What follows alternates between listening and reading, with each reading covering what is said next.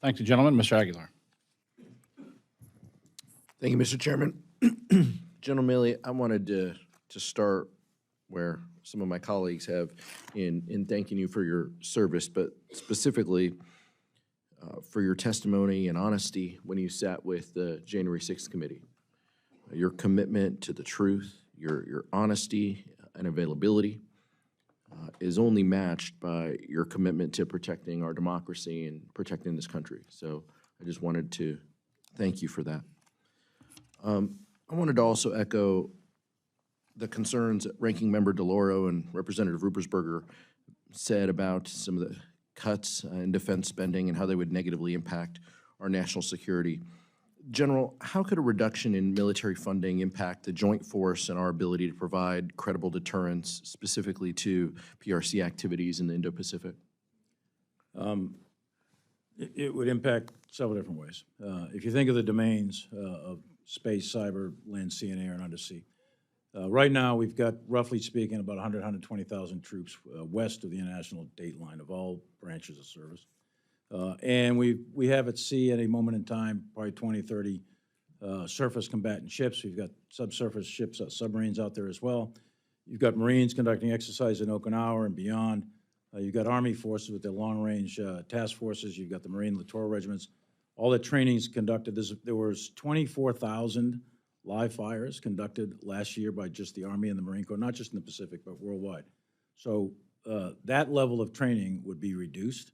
That level of operational tempo would be reduced, and that level of what Secretary Austin has in the National Defense Strategy of day-to-day campaigning, if you will, which acts as a great deterrent. So I think if you reduce all that, you're going to force us to reduce our op tempo, force us to do less Taiwan Straits transits, less freedom of navigation, less patrolling of the air, less ISR. Everything will be less, which will increase risk, increase danger, and send the wrong message. And the probable result will be an acceleration of what could be some sort of aggressive moves in the future by China or other countries.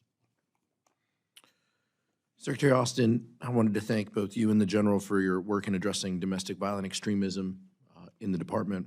In December of 22, the Inspector General released a report that, among other things, talked about the effectiveness of policy and programs to prevent and respond to supremacist and extremist activity in the military. The report found 200 allegations of prohibited activity, including 146 allegations of supremacist and extremist activities. On its face, this is a concerning number, but the IG report also stated that the department had decentralized and non-standardized systems to collect and track this data. For example, one of the quotes in the report was that the Army's total allegation data does not reflect its total number of allegations, just the total number of allegations with a follow-on status. What steps has the department taken, Mr. Secretary, to standardize the collection of allegations of extremism by service members since the release of that report?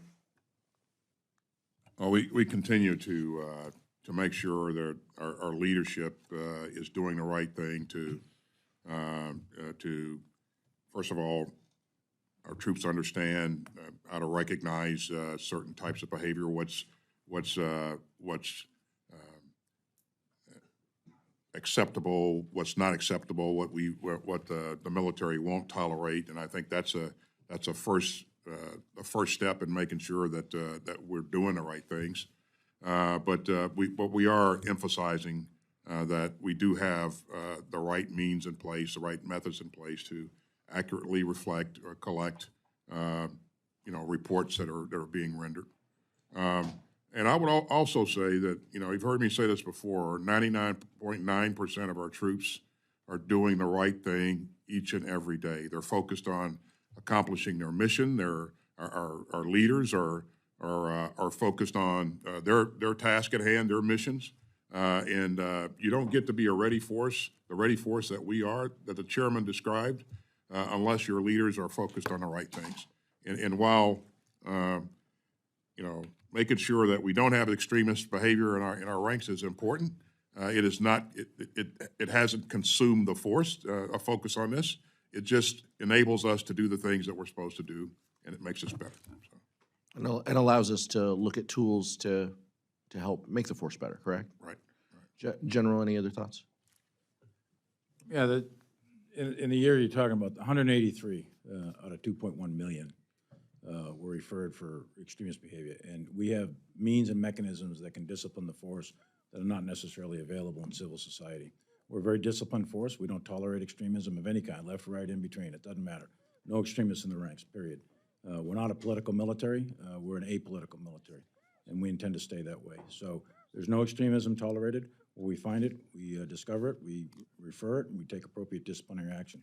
And as the Secretary said, out of that 2.1 million, 99.9.9.9 are in there every single day trying to do the right thing for the right reasons to protect this country. And they wake up every morning, try to better themselves, better the unit, and better this country.